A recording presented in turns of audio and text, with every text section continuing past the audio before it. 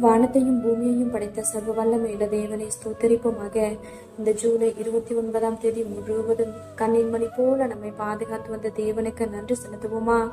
கிருபையும் மகிமையும் நிறைந்த எங்கள் பரிசுத்தமுள்ள நல்ல தகப்பனே, உண்மை ஸ்தோத்தரிக்கிறோம், துதிக்கிறோம் ராஜா. இரவு நேரத்திலும் உண்மை நோக்கி பார்க்கக்கூடிய கிருபையை கொடுத்ததற்காக நன்றி தகப்பனே.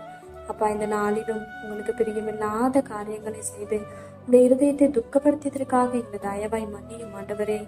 உங்க பிரியமான பிள்ளையை வாழ உதவி செய்யுங்கப்பா.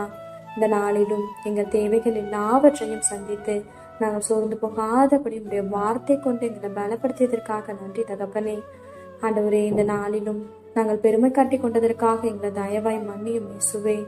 அப்பா, பெருமைக்கு எதிர்த்து நிற்கிறீர் என்று வேதத்துல பார்க்கிறோம் ஆண்டவரே. அப்பா, இங்க நாங்க பெருமை காட்டி கொள்ற அளவுக்கு எங்களால எதுவுமே இல்லை ராஜா, எல்லாமே நீங்க கொடுத்ததுப்பா. அதை உணர்ந்தவர்களாய் எல்லா சூழ்நிலையிலும் தாழ்மையாய் நடந்து கொள்ள நீர் எங்களுக்கு கற்றுத்தருவீராக. உண்மை போல எல்லாரையும் நேசிக்க கற்றுத்தாரும்.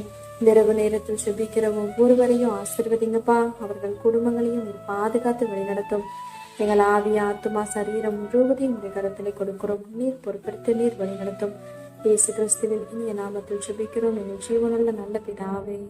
ஆமென்.